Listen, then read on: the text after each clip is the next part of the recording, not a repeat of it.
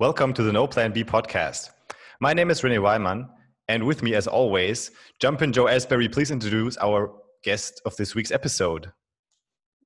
Ladies and gentlemen, from Little Rock, Arkansas, the walking bucket, the man, the myth, the man who he's just a walking bucket. I saw this guy score 20 points in a game and he didn't even break a sweat. You know what I mean? It's like taking candy from a baby. Jordan Talbert, what's going on, brother? How you doing? What's going on, Joe and Renee? I appreciate the intro. I'm flattered, man. Thank you. Everything's going well. That's great, man. Let's get into it. Now, first and foremost, let me tell our listeners, man, I really love your game, man. What really impressed me the most about your game is that, in my playing days, man, I was so emotional. I cursed at the refs and, I was really like the KG type in Germany, man. You know what I mean? But every time I've seen you play, man, you've always been just so cool and so calm, no matter what situation. If it's game on the line and you got to take a big shot and hit it, or if you guys are up 30, or if it's a close game, you always just stay, even keeled, man. And I love that about your game, bro. I really love your game. So how did it all start, man? Take us back to how your pro basketball journey began. Pro basketball journey began, I did my years in college in Missouri Southern State, 4 years, actually 5 years there. I redshirted my first year, and then got the opportunity to go to Nordlingen, Germany. That was my first stop. So I spent 2 great years there, having a great career. I mean, just wonderful time with the club there. And then just after that, I went to Karlsruhe, then Rostock, 2 years there.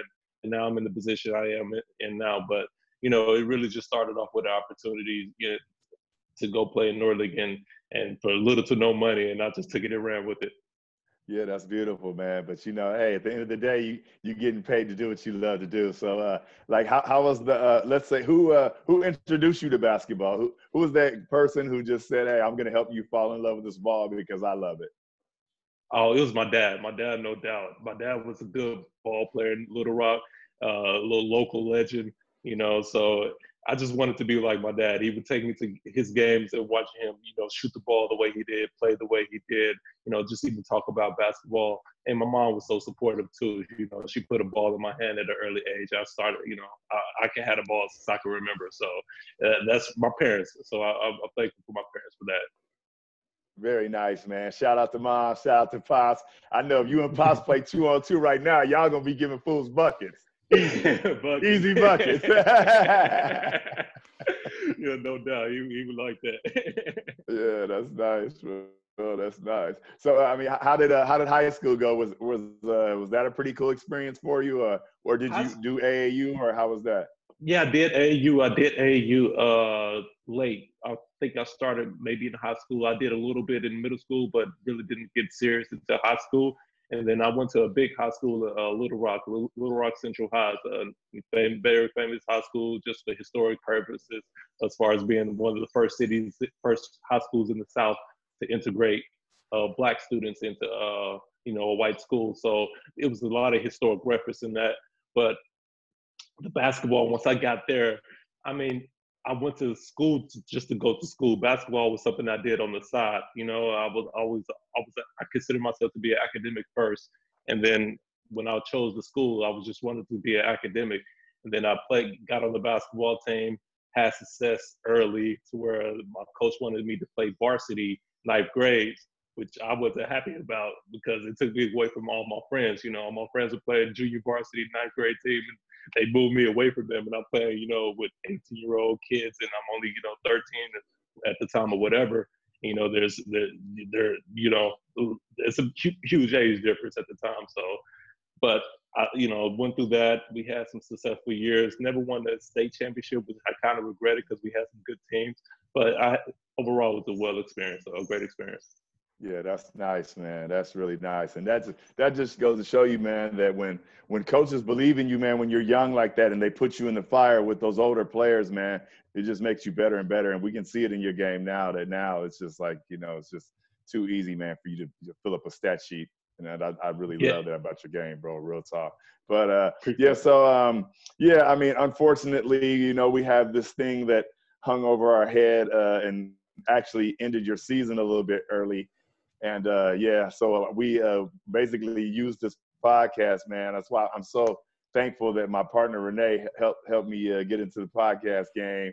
You know, this shit has really helped me with my mentals, bro. Because when this COVID-19 thing came, bro, I was just really just shocked, because it's like I can't play basketball myself. I can't coach it. I can't announce it. I can't watch live games.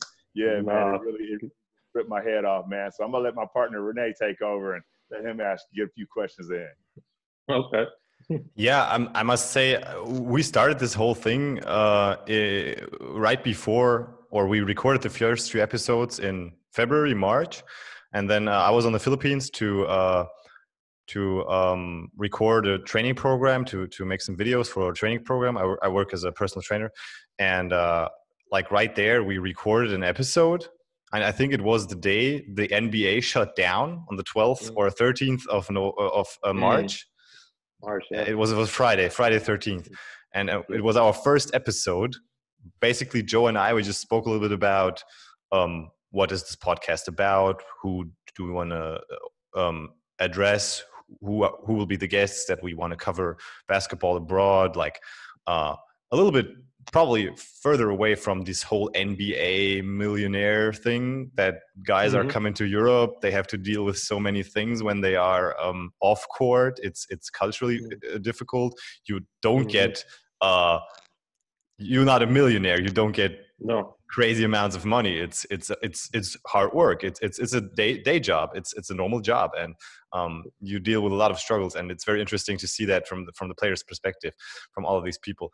And then this coronavirus thing just smashed in, and we got. I think for us it was a bit of an advantage. We got cool guests because everyone was sitting at home, had time. We had a great audience. A lot of people are listening to these podcasts right now, which is really cool. There are a lot of listeners. Now we just started videoing too, and it's cool. And just tell us our story. We asked it in almost every interview so far.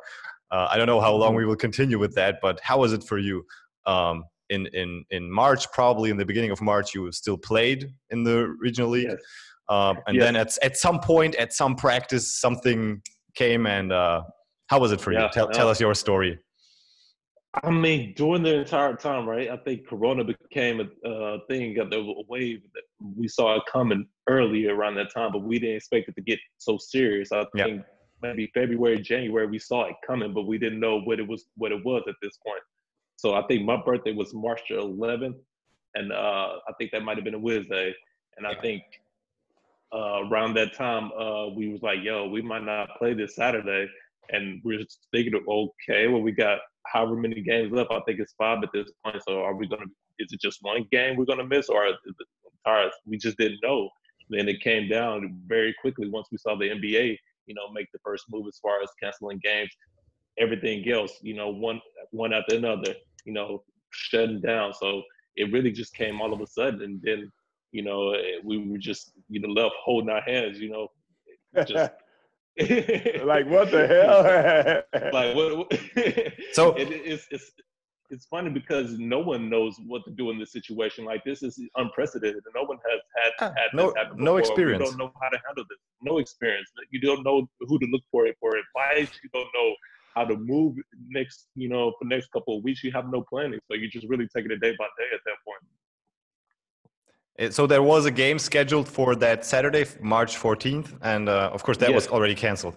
And then you also found out, okay, no practice next week. What will be the week after? And then at some point you realized there will be no basketball for a while. How was that for you?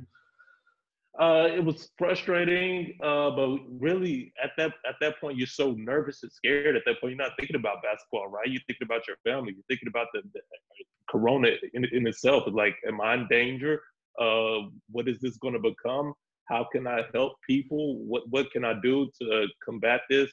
At that point, basketball kind of goes to a wayside in a little bit, just because your priorities change. So I mean, you're thinking about other things, but after a while, things settle down. Basketball is my getaway. Basketball is how I center myself. Basketball has been there for a long time. So without it, it takes away a certain part of myself. So I mean, like you said, you stuck in the house for a while, you get the itch, you know, you're like, yo, I need a ball in my hand. I'm a little uptight. I would like to, go on the court. And there's just no opportunities for that. Yeah. Yeah, that's crazy, man. It's really, really crazy. But I mean, but now things are getting better. Basketball's back, and we're Yes, gonna yes, keep yes. pushing. You know what I mean? Thank God. Thank Now you. I got practice with my U18 guys now, so things are really looking up, man. So what advice would you give to let's say that young player that's growing up right now in Little Rock and really wants to be a pro? Those guys that look up to you. What advice would you give to that young player that's coming through that wants to be a pro one day? My first advice is just fall in love with the game. I mean, don't fall in love with the money, the potential money, the whatever, the luxury, the cars, whatever you think about, it's just going to come with it. Fall in love with the game itself.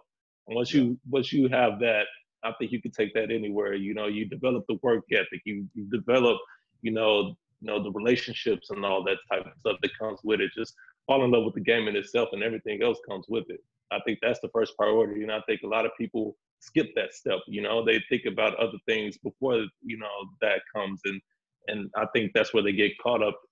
Making the wrong missteps and stuff like that, chasing the wrong things.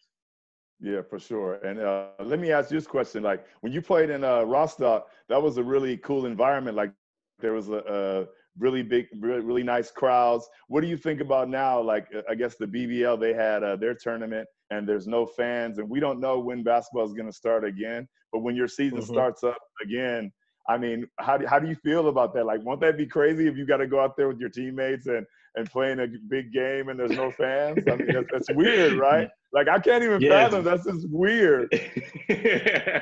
I mean, straight up weird. You're gonna hear everything on the court, right? It's gonna be no crowds. You're gonna be able to hear your teammates on the bench talk. You're gonna be able to hear everything.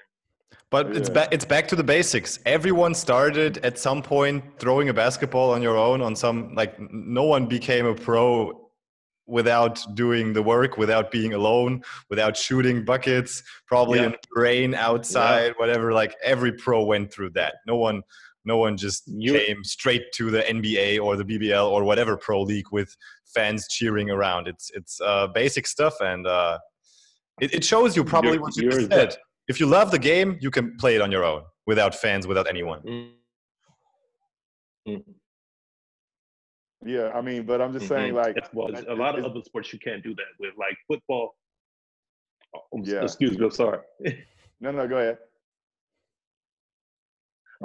That's the benefit of basketball. A lot of sports you can't do that with. You can't do that with, as far as just going out and getting better on your own, and that's. And just like you said, that's where the love started from. I mean, we all came from that shooting ball on the outside court. For me, it was in my yard when no one out there. There's no crowd. There's no fans or nothing like that. It's just you, a basketball at the rim. I mean, now that you're playing games, it's just going to take it back to the grassroots of basketball, and you're going to see, who's really, for the game and who's really just, there to make a name for themselves on that. Outside and stuff like that. True competitors are going to compete. Fans out with no one in the stands, with fans in the stands are going to compete. So I'm like Pat Bev, check ball. I'm ready. Yeah, oh yeah, for sure. Yeah, I know you ready. You're a walking bucket, so it don't matter. Look. you like, hey, Talbot, like, hey, I'll give everybody buckets. The cheerleaders, who coach. Whoever needs it can get it. But let me touch on this, man. There's a lot of out there. Let's see what happens. Yeah, for sure. And let me touch on this too. Like, there's also a lot of what advice would you give to guys that let's say they don't have a proper resume? A lot of guys, they come over here and they just want to play ball, and maybe they didn't go to a big school, or they didn't play on a high level. Maybe they play like I did back in the days. I played in the second division in Finland. And when you have these, I mean, it was a good job. Don't get me wrong. Playing in Finland was great for me. The money was good. I had a wonderful time. But of course, when you have jobs like that on your resume, it's going to be tough to play maybe in the BBL or another high league. So what advice would you give to the Americans, especially for the rookies now that are coming over here, I mean, it's just going to be so tough. Their season got canceled. We don't know when they could come. But what advice would you give to a young player that's really chasing the dream, who may not have that top-notch resume?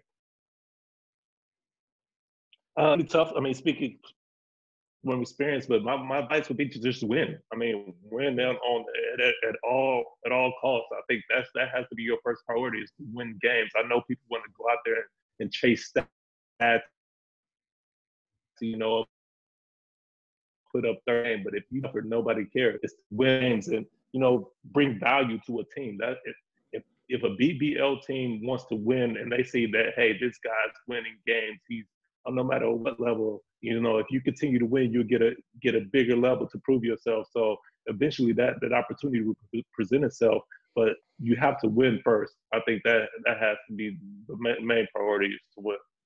Yeah, man, most definitely. Anything you want to add, Renee?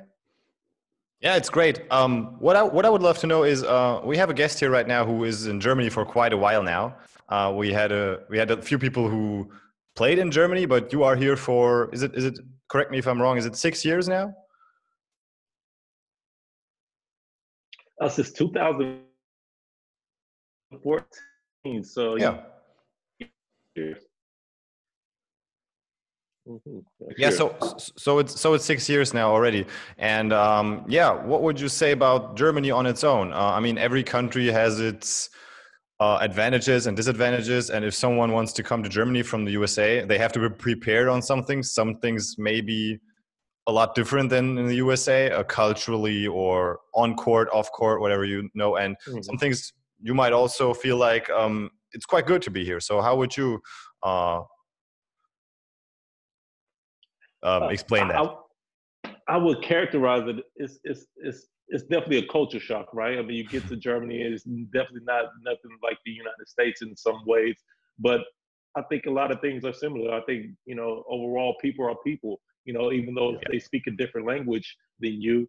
I mean, if I treat you respect, I respect to receive it back. So I think that's the way they operate, and I think the German people operate the same way too. You know, all countries have their problems. All people have their problems. Every country has stupid people. There's stupid people in the United States. There's stupid people in Germany. You got to just know how to deal with those situations and deal with those people. I think, you know, you'll be able to survive fine.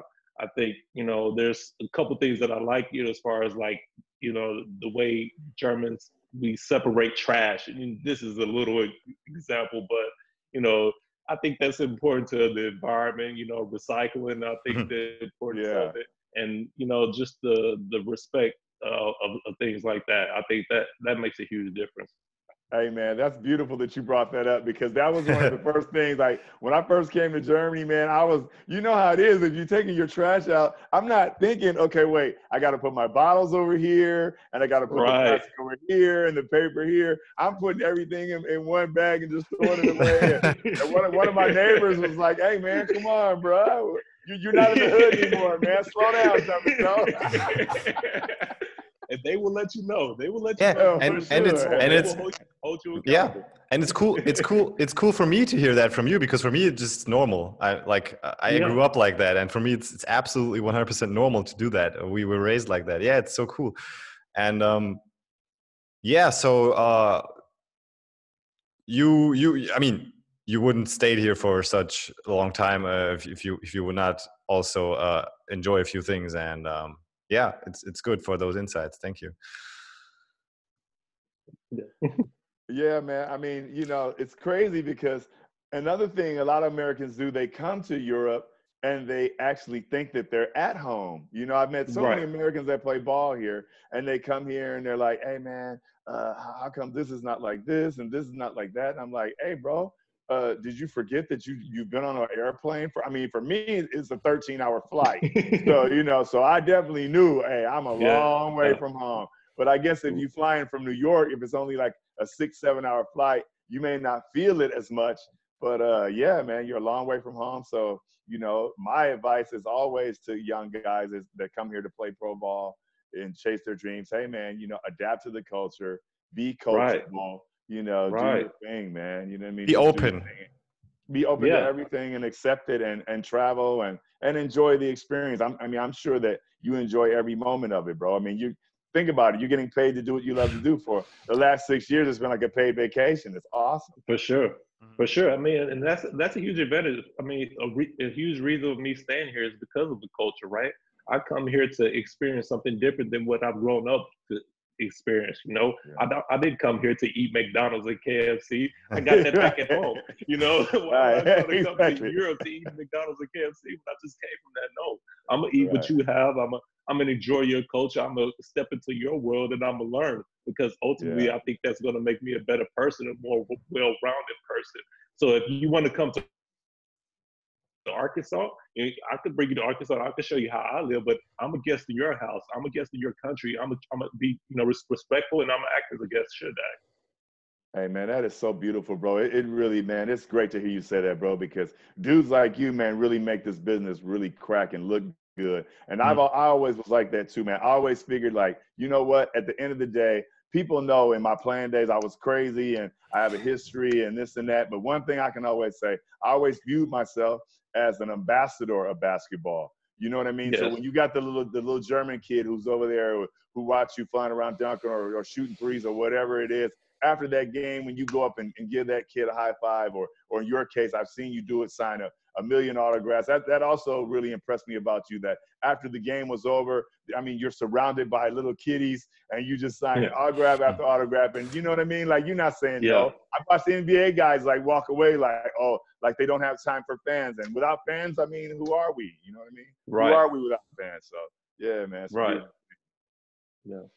Yeah, that's true. And what you said, again, I just wanted to add something to that, with the thing that there are always stupid people in every country and good people, but you must know, like, most people, no matter where you go in the world, are nice, and they just want to be nice to guests, and it's just everywhere it's the same.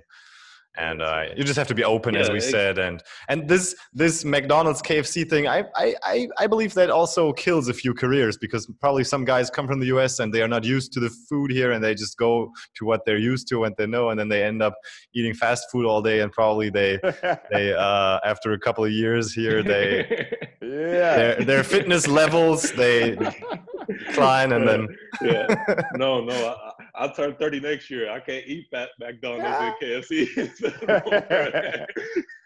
Not as young as I used to.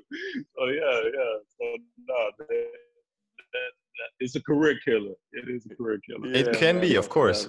Yeah. So before you go, how do you like the town that you're in now? Is it pretty laid back? Yeah, it's very laid back, very quiet. I get to focus on basketball. You know, I get outside, I do my running. You know, and I just, I mean, like you said before, also with you being being an ambassador for the sport. I'm an ambassador, one for being an American, one for being a Black American in Germany. You know, I live in a very small town where there's not a lot of people that look like me.